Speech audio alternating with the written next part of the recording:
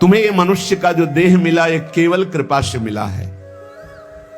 विशेष कृपा ये हो गई कि मनुष्य देह में तुम्हें सत्संग मिल गया। नहीं, कितने लोग हैं इस समय, कितने लोग सत्संग सुन रहे हैं? विचार करके देखो। 135-40 करोड़ जनसंख्या हमारे भारत की ही है। कितने लोग हैं? 1500 लोग होंगे, 2000 होंगे। कितने लोग सुन रहे हैं? कितना अहोभाग्य है। इस समय हम भगवत चर्चा सुन रहे हैं यमुना जी के पावन पुलिन पे बैठकर। यही यमुना प्रवाहित होती थी। ये पुलिन है जहां पर बैठे हो, यमुना जी की धारा यही बहती थी परिक्रमा मार्ग में। कालीदय में देखो सीढ़ियां बनी हुई, यहीं से यमुना जी, ये कालीदय जो कुंड है ये यमुना जी का ही किनारा है। जहां आप बैठे यमुना की धारा में, अब यमुना जी थोड़ा साइड में हो गई। हमें वृंदावन में प्रिया प्रीतम की महान कृपा भरे सत्संग सुनने को मिल रहा है।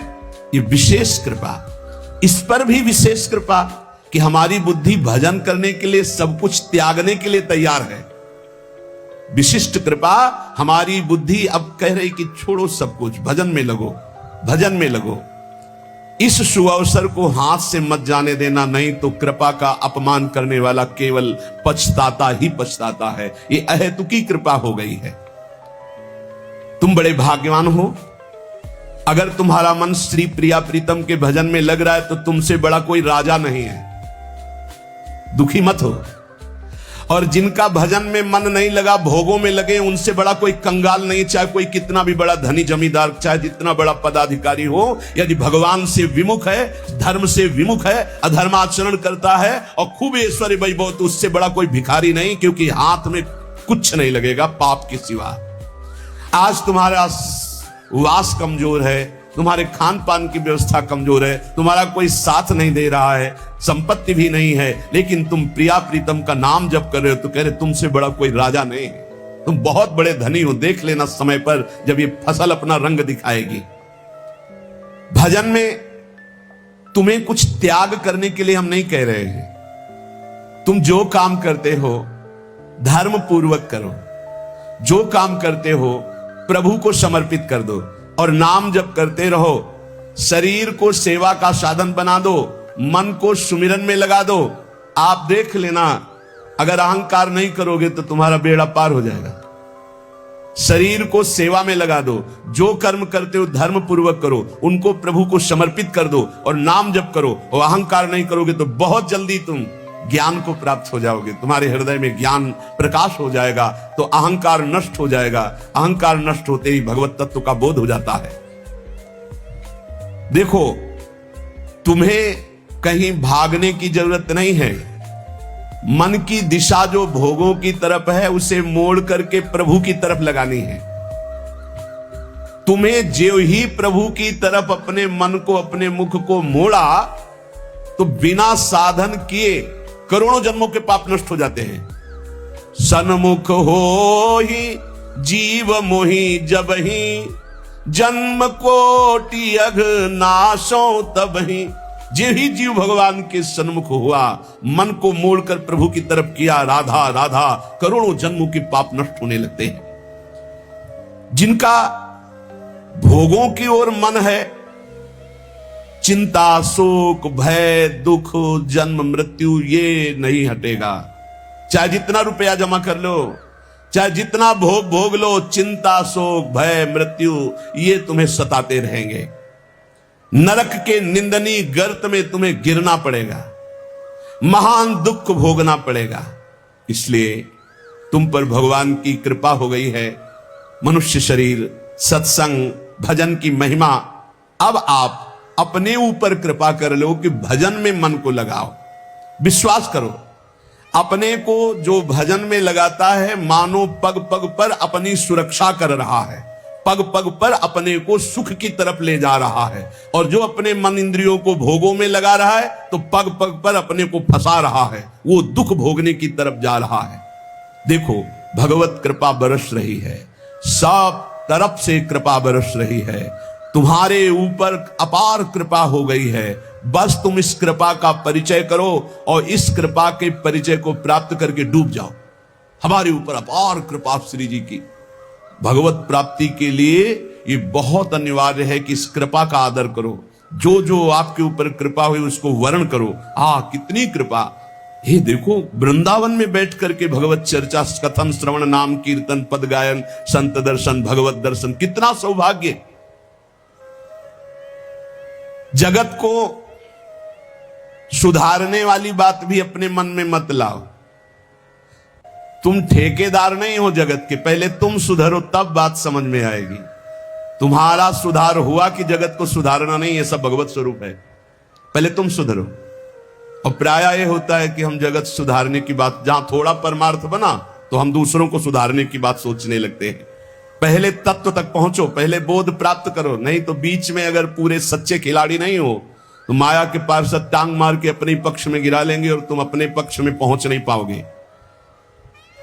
इस जगत को प्रभु स्वरूप समझो और अपने आप को प्रभु के चरणों में न्यौछावर करके चुपचाप दीन बन के अपने को छुपाते हुए दीन बंधु के सुमिरन में खो जाओ। जो थोड़ी भक्ति करके लोगों में परिचय बनाना शुरू कर देते हैं कि मैं भगत हूं, मैं अमुक अनुष्ठान कर रहा हूं, मैं अमुक अमुक साधना कर रहा हूं, बिकने लगते हैं। याद रखो, वो प्रभु की प्राप्ति के पथ से बहुत ही भटक जाते हैं। प्रभु के प्रेम रंग को प्राप्त करने के लिए जब तक भगवत प्राप्ति ना हो जाए तब तक परिचय को छुपा के रखना चाहिए। अपना परिचय कोई न जान पावे कि मैं कौन हूं, क्या हूं, कैसा हूं। जितना तुम परिचय छुपाओगे अपना, उतना परिचय प्रभु अपना प्रकाशित कर देंगे आपके सामने। और जितना आप अपना परिचय बढ़ाओगे उतने प्रभु अपना परिचय छुपाते चले जाएंगे। सिद्धांत को समझ लो। जितना आपका परिचय छुपेगा उतना ही आप अपना परिचय प्रकाशित कर देंगे, और जितना आप अपना परिचय प्रकाशित करेंगे उतना ही आप अपना परिचय छुपा लेंगे। प्रभु याद रखो, तुम्हारे ऊपर कृपा निरंतर बरस रही है। कृपा चारों तरफ से घेरे हुए है। कोई क्षण भी ऐसा ना जाए जिसमें तुम कृपा सिंधु प्रभु का विस्मरण कर दो। स्मरण परायण रहे, एक भी क्षण स्मरण के बिना ना जाए। कोई भी क्षण ऐसा नहीं जिसमें तुम विस्मरण करो। सावधान, तुम्हारे ऊपर अपार कृपा है, इसी जन्म में भगवत प्राप्ति कर लो। हम 40 वर्ष की स्मृति को देख करके कह रहे हैं, क्योंकि खास स्मृति जो जागृत हुई इसमें बड़ा परिवर्तन, 40 वर्ष में बड़ा परिवर्तन। आगे अगले जन्म में क्या हमको भजन करने के लिए अवसर मिलेगा पता नहीं, कितना विघ्न आ जाएगा। इसलिए तुम वंचित न रह जाओ भगवत प्राप्ति से, नहीं तो बहुत दुख भोगना पड़ेगा। तुम अपनी प्यारी से प्यारी वस्तु जो है, प्यारे से प्यारे जो संबंध है, उनमें झांक कर देखो। प्यार है तो प्रभु से है। अगर प्रभु शरीरों से निकल जाए तो कोई शरीर से प्यार नहीं करेगा, चाहे पत्नी हो, चाहे पुत्र हो, चाहे कोई प्यारा हो। तुम उसी प्यारे से प्यार करो, निहाल हो जाओगे। सचमुच विश्वास करो, वो सामने नहीं आ रहा पर वो छुप छुप कर आपको बहुत प्यार कर रहा है। सब मम प्रिय, सब मम उपजाए। सच्ची सच्ची सच्ची बहुत प्यार करते हैं प्रभु, बहुत प्यार करते हैं प्रियाजू अपने लोगों को। अहेतुक की कृपा। हमारा प्यार देखो क्या है, ईमानदारी से देखो, 100 में 1% प्यार नहीं प्रिया प्रीतम के प्रति, और उनका 100 का 100% हमारे प्रति प्यार है। देख लो कहां हम कौन हैं, कैसे हैं, आज भी कैसे हैं, और उनकी कृपा कहां बैठा ले, क्या कर रही कृपा उनकी, कितना अमोघ। हम कर रहे हैं तो बुरा ही कर रहे हैं, और वो कर रहे हैं तो कृपा ही कृपा कर रहे हैं। हम सो ना बिगाड़न को, तो सो ना समारन को, तो ही मोई परी होड़। जब ये बात हम देखते हैं तो रोना आता है। कहां उनकी अपार कृपा और कहां हमारी नीचता। वो अज्ञात रूप से आपको बहुत प्यार करते हुए हर समय आपको दुलार कर रहे हैं। वो तुम्हें कभी एक क्षण के लिए भी नहीं छोड़ते।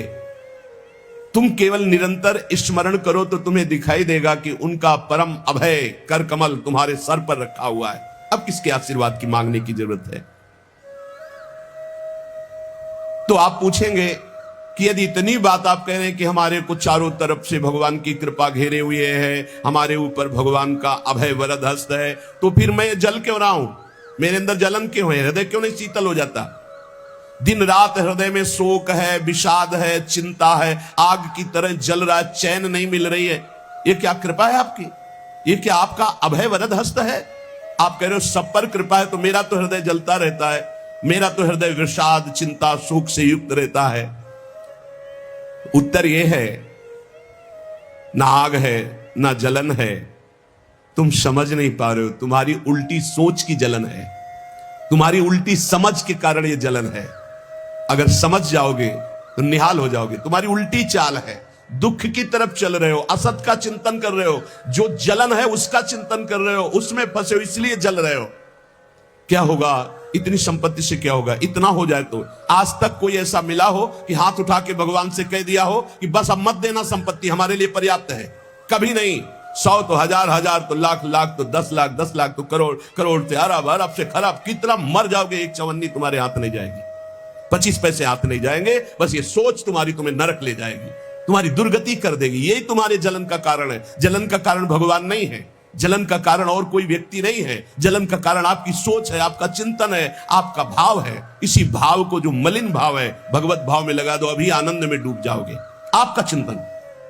2 ब्राह्मण बैठे हुए थे पास, एक भगत आया, उसने कहा आज हमें 2 ब्राह्मण भोजन कराने हैं, आप चलेंगे? बोले हाँ हाँ। गए, अच्छे से भोजन पाया, बाहर निकले, 11-11 रुपया देके पैर छुआ।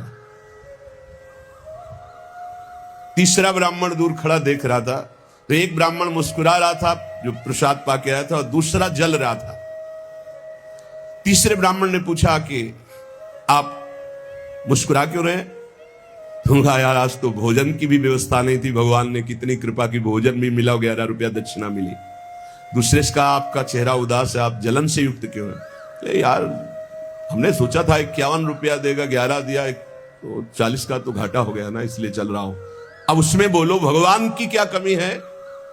भगवान ने दोनों को भोजन दिया, 11-11 दक्षिणा दी, उसका भाव उसको जला रहा है, उसका चिंतन उसको जला। एक खुश है कि भोजन भी मिला, 11 रुपया मिले, एक नाराज है, जल रहा है कि 51 तो देता, 40 का घाटा हो गया, हृदय में जल रहा है।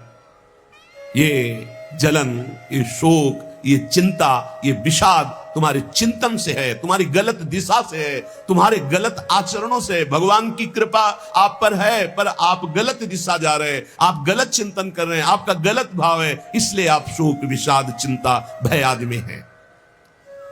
तुम्हारा ज्ञान अज्ञान ही है, क्योंकि तुम दुख को सुख मानकर भोगने के लिए दुख की तरफ जा रहे हो। इस संसार में जिसको कहीं कुछ भी अच्छा लग रहा है, कोई भोग, कोई व्यक्ति, कोई पद, कोई वस्तु, वो अज्ञान ही है।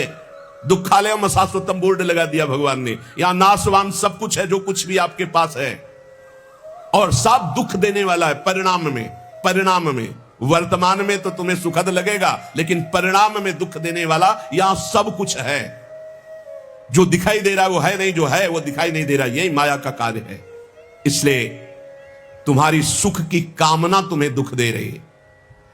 तुम्हारे हृदय में जो ये भाव बैठ गया है कि हम रुपया से, पद से, भोगों से, नाना प्रकार की सामग्री अगर हम मन चाही मिल जाए तो मैं सुखी हो जाऊं, कभी सुखी नहीं होगे। अगर मिल भी जाए तो कभी सुखी नहीं हो सकते, क्योंकि तब लग कुशल न जीव को, सपने हु मन विश्राम, जब लग भजत न राम को, शोक धाम तज काम। जब तक शोकों के धाम, कामनाओं का त्याग कर भगवान का भजन नहीं होगा, तब तक शांति नहीं मिल सकती स्वप्न में भी मन को। ये जो सृष्टि दिख रही है ये ऐसी है नहीं, ये अविद्या के कारण दिख रही है, ये ब्रह्ममय है, ये भगवत स्वरूप है। भगवान गीता जी में कह रहे हैं वासुदेवा सर्वमिति समहात्मा सुदुर्लभा। जो महान आत्मा ऐसा देखता है कि सब भगवान, केवल भगवान, पूरे के पूरे भगवान, मत्ता पर तरफ नान्यत किंचिदस्ति धनंजय, किंचन मात्र कुछ और नहीं, वो भगवान की कृपा से परमानंद में डूबता है। चलो, यदि तुम नहीं सुधर सकते, नहीं छोड़ सकते, तो जो होता है होने दो, तुम नाम को पकड़ लो। तुम्हारे रोकने से न मन रुक रहा है, न इंद्रियां रुक रही, न बुरे आचरण रुक रहे हैं। छोड़ो, रोकने की बात छोड़ो, पकड़ो, नाम को पकड़ो। राधा राधा राधा। अपने आप घृणा ना हो जाए तो हमसे बता देना, अपने आप घृणा हो जाएगी, पक्का हो जाएगी। बड़े बड़े विषयी पुरुषों को ऐसी घृणा हुई कि जीवन में लौटकर कभी भोगों की तरफ नहीं देखा, जीवन में लौट करके ऐसे आसक्त भोगी पुरुष, और जिस समय नाम का कृपा प्रसाद चढ़ा तो लौट करके नहीं देखा उन भोगों की तरफ। तुम तो बस अपने मंगलमय प्रभु के चिंतन में चित्त को जोड़ दो, फिर देखो कैसा परिवर्तन होता है। तुम किसी स्थिति की खास कल्पना मत करो, निश्चिंत हो जाओ। तुम नाम के जपने में चित्त को जोड़ दिया तो ऐसे सुख के प्रवाह में पड़ोगे, तुम्हें पता ही नहीं है कि कितना सुख नाम जापक को मिलता है। अगर नाम जप नहीं करोगे तो तुम्हें पता है तुम सुख के लोभ में ऐसे भयानक जगह गिरने जा रहे हो जहां से तुम्हें केवल केवल हरि बचा सकते हैं, दूसरा नहीं। बड़ा सुंदर दिखाई दे रहा है, बड़ा लुभावना सुखद दिखाई दे रहा है, लेकिन भगवान से विमुख होकर जब इसको भोगने जाओगे तो ऐसा फंस जाओगे कि निकलना मुश्किल हो जाएगा। संसार एक ऐसा सुहाना दलदल है जिसमें जानबूझ के जाके फंस जाया जाता है। दलदल का मतलब होता है ऊपर से एकदम सूखी पपड़ी, ऐसा लगता है कि बिल्कुल आप थल में आराम से चले जाइए, कहीं कोई परेशानी नहीं, और जो ही गए फिर गले तक गए, एकदम रबड़ी जैसा वो मिट्टी होती, धंसते चले जाओ। ऐसा दुखद, ऐसा चिंता शोक जलन वाला संसार इतना सुहावना बना है माया से कि जानबूझ करके हम इसमें कूद जाते और जलते रहते। चिंता शोक भय ईर्ष्या द्वेष काम क्रोध लोभ मोह मद मत्सर एक है, ये सब तुम्हें जला देंगे यदि नाम जप नहीं करोगे। इसीलिए हर प्रश्न का उत्तर नाम जप है, क्योंकि शाप का बल नाम में ही प्रकट होता है। इस दुख से तुम कभी अलग नहीं हो सकते, ये दुख तुमसे कभी अलग नहीं हो सकता, ये जलाएगा जब तक भजन नहीं करोगे। इसलिए भजन करना सर्वोपरि बात समझ लो। अगर समझ में आ रही हो तो समझ लो, केवल इतना समझ लो, तुम नाम को पकड़ लो, नाम सबसे छुड़वा देगा आपको। एक जन्म स्वांग ही कर लो भक्ति का, झूठा खेले साचा होए, झूठा शुरू कर दो। ये हमारा भाव तो नहीं बनता, हमारी भक्ति तो नहीं, पर अब कहा है तो राधा राधा शुरू कर दे। झूठा खेले साचा होए, ये मार्ग ऐसा है, झूठे से बोलो राम कृष्ण हरि तो आपका मंगल हो जाएगा। जे ही आप नाम जपना शुरू करते हैं तो खास बात क्या होती है कि आपके जीवन की बागडोर स्वयं श्री कृष्ण ऐसे पकड़ लेते हैं जैसे अर्जुन के रथ की बागडोर पकड़ ली। अब वो आनंद की ही तरफ ले जाएंगे, आपको दिखाई देगा, क्योंकि आपके नेत्र गलत है। जहां दुख है वहां आपको आनंद दिखाई दे रहा है, और जहां आनंद है वहां आपको दुख दिखाई दे रहा है। तो अब श्री कृष्ण आपकी यात्रा आनंद की तरफ करेंगे, तो हो सकता है आपके नेत्रों में दिखाई दे कि दुख है भक्ति में, लेकिन वास्तविक आनंद का मार्ग भगवान के चरणारविंद तक है। अगर इनके चरणों तक नहीं पहुंचे तो आनंद कहीं नहीं। आ ब्रह्म स्तंभ पर्यंतम सर्वम मायामयम जगत। विश्वास करो भगवान सत्य हैं, विश्वास करो भगवान नित्य है, विश्वास करो भगवान सर्वत्र है। भगवान सर्वत्र है, विश्वास करो तो भय किससे? एक क्षण के लिए भी वे तुम्हें नहीं छोड़ते, हर समय तुम्हारे साथ रहते हैं। ये बात कब जानोगे? जब नाम जप करते हुए विश्वास करोगे। भगवान तुम्हें बहुत प्यार करते हैं, वो सर्वशक्तिमान हैं। बस तुम उनकी तरफ मुड़ो, वो इतना देखना चाहते हैं। जो ही मुड़े तो सारी शक्ति लगाकर तुम्हारा कल्याण कर देंगे, और वो अपार शक्तिशाली है, फिर कोई आपको डिगा नहीं सकता, गिरा नहीं सकता। हम पुकारते नहीं हैं उनको। एक बालक विद्यालय की तरफ जा रहा था तो छोटा सकरा मार्ग था, तो एक पहाड़ के टुकड़ा करके गिरा, तो वो निकलने के लिए पूरी ताकत लगा के उठाया, फिर भी नहीं उठा, फिर और ताकत लगाया, नहीं उठा, फिर पूरी ताकत लगाया, नहीं उठा, और निराश होकर बैठ गया। उसका पिता देख रहा था, तेरी अभी पूरी ताकत नहीं लगी, तू मेरा बच्चा है, तेरी पूरी ताकत तो मैं हूं, मुझे पुकार। और आया और उठाकर बाहर फेंक दिया। बस हम में यही कमी है, हम बार बार माया से परास्त होकर हार कर बैठ जाते हैं, लेकिन अपने पिता को नहीं पुकारते। हमारे पिता सम्मम प्री सम्मम उपजाए प्रभु हैं, हमारा पूरा बल प्रभु हैं। अगर हम अपने प्रभु को पुकारें आर्त भाव से तो कोई भी माया का ऐसा रोड़ा नहीं है जो हमारे मार्ग में बाधा पहुंचा सके। विश्वास करो भगवान सत्य संकल्प है।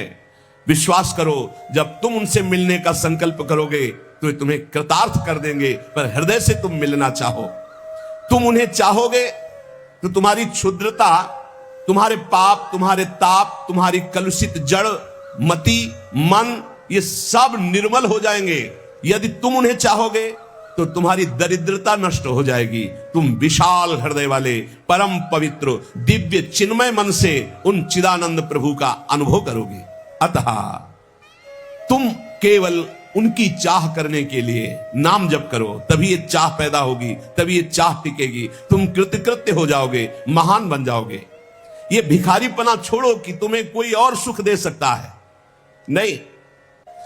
ये अनित्य नाशवान संसार में, नाशवान भोगों में लगे हुए तुम्हारी मांग पूरी नहीं कर सकते। तुम्हारी मांग अविनाशी परमात्मा से पूर्ण होगी। अनेक जन्म व्यतीत हो गए, अभी तक परमात्मा से नहीं मांगा। बोले नहीं, हम तो कई बार मंदिर में मांगे आए हैं। नहीं, ये मांग नहीं सुनी जाती, ये मांग नहीं सुनी जाती। हम तुम्हें बता रहे हैं मांग कहां से होती है। जब नाम जप करते हुए आर्त भाव से प्रभु से कहोगे, प्रभु मुझे पता नहीं क्या सत्य है, क्या असत्य है, मेरा मन नाना प्रकार के भोगों को मांगता है, बस ये जीवन आपको समर्पित है, जिसमें हमारा मंगल हो आपका। अब ये मांग सुनी जाएगी। अब इस मांग में विधान बनेगा और आपका एक मार्ग खुलेगा भगवत शरणागति का, और आप दौड़ पड़ेंगे परमानंद के मार्ग में। ये भोगों की मांग मांगने वाले भगवान ज्यादा नहीं देखते। या तो उतना अनुष्ठान करो तो बात सुन लेंगे, नहीं नहीं देखते। ये सब मायाकृत भोगों की मांग तो कर्मानुसार शुभ कर्म के फल स्वरूप मिलेगी। ये बाजार है, ऐसे फ्री मिलने वाली नहीं। करोड़पति बनने के लिए तुम्हें साधना करनी पड़ेगी, तुम्हें अशुभों का नाश करके पुण्य एकत्रित करना पड़ेगा। और भगवान की प्राप्ति के लिए अगर आर्त भाव से भगवान को पुकारो, नाम जप करो, सब मंगल हो जाएगा। और भगवान मिल गए तो ये माया रचित संसार तो उनके एक संकल्प से प्रकट हुआ है। पक्का समझ लो, श्रद्धा करो या ना करो, हमारी बात को खुल के समझ लो। आप समझते हो मंदिर में जाए मांगे बात पूरी हो जाएगी, नहीं होगी। लिख लो, ऐसे खिलवाड़ नहीं है कि हो जाएगी। पत्नी की प्राप्ति करनी थी तो करदम जी ने 10,000 वर्ष तपस्या की, तब पत्नी प्राप्त हुई। आप देखो ना, कोई भी उपाय। जब पुत्र नहीं हो रहा था दशरथ जी के, तो वशिष्ठ जी के यहां जाकर के प्रार्थना की, महाराज पूरी अयोध्या सुनी सुनी लग रही, बिना संतान के आगे चक्रवर्ती सम्राट पर बैठने वाला कोई अधिकारी नहीं दिखाई दे रहा। तब श्रृंगी ऋषि वशिष्ठ बुलावा, श्रृंगी ऋषि को बुलाया, भारी अनुष्ठान किया गया पुत्रेष्टि यज्ञ का, और उसी यज्ञ में श्री भगवान के प्रादुर्भाव होने का संयोग बना। खीर प्रकट हुई और उसे विभाजित किया गया। 4 पुत्र हुए, भगवान श्री राम, लक्ष्मण, शत्रुघ्न, भरत जी। क्या अद्भुत तो अनुष्ठान भगवान ने दिखाया। आप इतिहास पढ़कर देखो, शास्त्र पढ़कर देखो, कामना के लिए तप किया गया है, कामना के लिए उस प्रकार के शुभ अनुष्ठान किए गए। और अगर निष्काम भाव से भगवान की आराधना करो तो योगक्षेमम वहाम्यहम्, मांगना नहीं पड़ेगा, आगे से आगे वो व्यवस्था करते जाएंगे, आगे से आगे व्यवस्था करते जाएंगे। हम तुम्हें कैसे बतावे, पग पग पर उनकी कृपा ऐसे बरसती चली जाती। कैसे कैसे बताए, जहां ऐसा कैसे होगा, ये हमारे सामने प्रश्न आया कि उसका उत्तर उसके पास पहुंच जाता। हो गया, ये हो गया। प्रश्न हुआ कैसे होगा, और वो हो गया। अरे कर तुम अन्यथा कर तुम, हम प्रभु की शरण में हैं, उनके वचन कभी झूठे हो सकते हो। कहते हैं अनन्यश्चिन्तयन्तो माम ये जनाः पर्युपासते तेषां नित्याभियुक्तानां योगक्षेमं वहाम्यहम्, मैं स्वयं वहन करता हूं, अप्राप्ति की प्राप्ति कराता हूं, क्षेम की रक्षा करता हूं। किनको? जो केवल मेरा चिंतन करते हैं। फिर आपको चिंता की बात नहीं, और आप चिंतन नहीं कर रहे, मनमानी भोगाचरणों में उतरे हुए हैं, और आप चले गए मंदिर, भगवान हमारी कामना पूर्ति नहीं होगी, पूर्ति हमारी बात मान लो, उसके लिए अनुष्ठान करना पड़ेगा उस कामना के अनुसार। अच्छा, दूसरे लोग होते हैं, जैसे किसी लेबर से कहा जाए तुम्हें 500 रुपया देंगे, शाम तक ये काम हो जाना चाहिए। बोले जी साहब, ऐसे भगवान से बात करते हैं। प्रलोभन भगवान को दे रहे हो, घूस दे रहे हो, तुम्हें 56 भोग लगा देंगे, तुम हमारा एक काम कर दो, ऐसे होता है? नहीं, जब कोई बात कहनी है तो हृदय से, आर्त भाव से, नाथ मैं आपका हूं।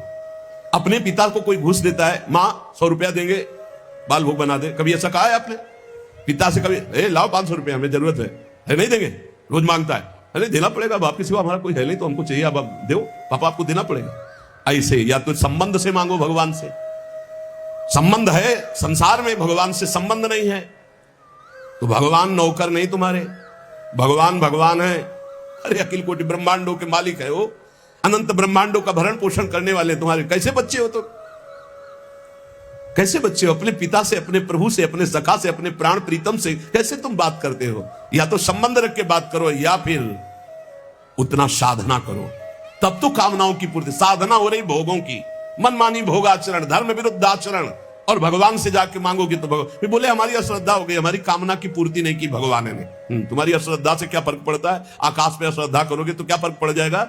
आकाश पे श्रद्धा करोगे तो क्या फर्क पड़ जाएगा? तुम्हारा भाव, आकाश तो बहुत दूर है, तुम छू भी नहीं सकते। ऐसे वो परमात्मा निर्लिप्त, निरपेक्ष, तुम्हारे किसी भाव से वहां फर्क नहीं पड़ता। हाँ, तुम्हारे पे फर्क पड़ जाएगा। भाव करोगे तुम्हारा मंगल हो जाएगा, अभाव करोगे अपने आप नष्ट हो जाओगे। विश्वास करो, भगवान सत्य संकल्प है, कृपा की मूर्ति है, कृपामयी है, प्रभु मूर्ति कृपामयी है। पर यह विश्वास तभी जब नाम चल रहा है, हमारी बात मान लेना, बिल्कुल हृदय से कह रहा हूं, पूरे जीवन की बात, सार बात कह रहा हूं। पायो नाम चारु चिंतामणि, उर करते न खसई हो, अब लो नसानी, अब ना नसई हो। ओहो, अब मिल गया है चिंतामणि। चिंता माने चिंतित पदार्थों को प्रदान करने वाली चिंतामणि। क्या बोले? नाम। नाम रूपी सुंदर चिंतामणि मिल गई, अब छोड़ूंगा नहीं। राधा राधा राधा राधा, हृदय रूपी हाथ से अब इस चिंतामणि को नहीं जाने दूंगा, अर्थात हृदय से निरंतर नाम जप करूंगा।